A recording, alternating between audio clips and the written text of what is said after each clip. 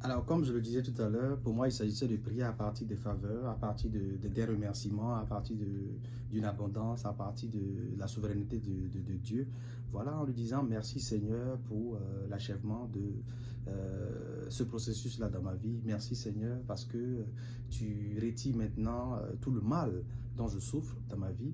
Merci Seigneur parce que tes grâces dans ma vie sont abondantes. Merci Seigneur parce que je réussis maintenant cet examen.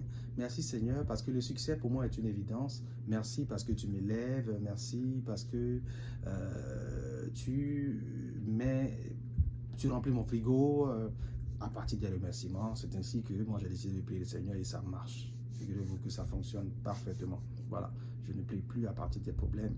Je ne présente plus mes problèmes à Dieu, je présente ses promesses. Alors je lui rappelle ce qu'il a dit. Il a dit, voilà, pour que c'est ce que tu as dit, voilà. Voilà. Donc là, je pense que là, il est coincé là, il est obligé de le faire. Enfin, c'est juste pour rigoler. Voilà, donc là, il est obligé de le faire parce que c'est lui-même qui l'a dit. Je lui rappelle ses promesses, tout simplement. Donc c'est comme ça que j'essaie de prier. Et comme je vous le disais, je suis arrivé et c'est quelqu'un qui m'a accueilli à l'aéroport, quelqu'un que je n'avais jamais vu, qui avait promis m'accueillir à l'aéroport parce que j'avais perdu ma maman 2 ans avant. Et il a dit que le cadeau qu'il pourrait me faire, pas m'envoyer l'argent et tout ça, parce que l'argent, en réalité, ça ne se donne pas. Ou, bon, enfin, c'est ma conception des choses. Voilà. Il m'a dit que moi, j'allais t'héberger si tu venais ici aux États-Unis. Peut-être qu'il a dit ça comme ça, mais moi, j'ai gardé ça quelque part dans mon cœur. Et cette personne-là a tenu parole. Ce qui est vraiment, vraiment rare, elle a tenu parole. Elle est venue me chercher à l'aéroport. Et j'ai habité chez elle pendant des mois, sans payer, ce qui est extraordinaire.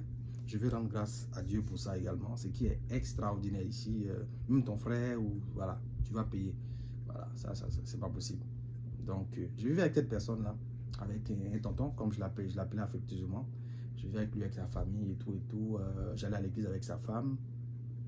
Et j'avais toujours pour objectif, je n'étais pas en vacances, bien évidemment, donc j'avais pour objectif de pouvoir travailler, me faire de l'argent, aller encore à l'école. Et n'ayant pas de papier, étant venu en vacances, parce que c'est un visa touriste que j'ai eu, donc j'étais juste là pour 3 mois, sinon 6 mois maximum. Mais malgré Power, lui n'était pas venu pour ça, lui était venu pour caler. Voilà, donc je devais tout de suite essayer de voir comment avoir les papiers et puis commencer à travailler. Alors, le tonton, lui, il ne savait pas trop comment ça fonctionnait. C'est ainsi que Dieu m'a donné de rencontrer un de ses amis qui avait certainement expérimenté la même situation que moi, donc savait plus ou moins ce qu'il fallait faire. Voilà. Donc, il m'a guidé, il m'a dit, écoute mon petit, tu es là, tu es en vacances ou tu repars à Abidjan ou tu es là pour rester, tu es là pour de bon. Je dis, ah, grand frère, moi je suis venu pour rester, je ne suis pas venu en vacances. Il dit, ah, mais comme tu es là, tu parles pas et tout ça. Je dis, ah, bon, enfin, je ne savais pas que je pouvais exposer ma situation. Et c'est comme pour dire que souvent quand tu as un problème, si tu ne parles pas, tu as ta plaie que tu ne parles pas. Bon, mon frère, on ne va pas te guérir. C'est ainsi que le grand frère a commencé à me guider. Il m'a fait sortir, me montrer les arrêts de bus, me dit, ah ben voilà où tu peux aller ici et là. Il a essayé de me mettre en contact avec des gens qui pouvaient me payer en travaillant au noir, dans des restaurants. Il a fait en tout cas tout ce qu'il pouvait.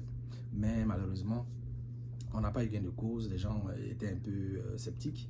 Parce qu'il y a des villes. Moi, j'étais venu en Caroline du Nord, c'est un état où il y a quelques contrôles souvent quand tu n'as pas des, tu vois, papiers et tu veux travailler. Par contre, dans des états comme New York, qui sont des états plus grands, voilà, c'est plus facile. Alors, ce qui s'est passé, c'est qu'il m'a conseillé d'aller plus dans les grandes villes.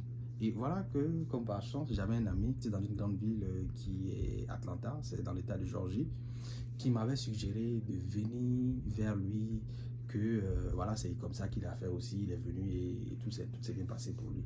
Voilà, il m'a vraiment incité, encouragé et c'était mon pote dans tous les cas. Quelqu'un que je connaissais, on était assez proche à Abidjan déjà. Donc ça m'a beaucoup motivé et j'ai dit, ah Seigneur, voilà que tu es en train de m'ouvrir encore notre porte et tout et tout. Et j'ai fait part de ma volonté de voyager, aller dans un autre état, explorer mes chances dans cet état en question à mon tonton. Et mon tonton m'a dit, ah, c'est une bonne idée, mais bon, je voulais que tu restes avec moi ici et tout et tout. Et voilà, mon ami était beaucoup plus jeune. Du coup, j'étais beaucoup plus à l'aise. Je pense que j'allais être plus à l'aise de l'autre côté. Et c'est comme ça que je suis parti.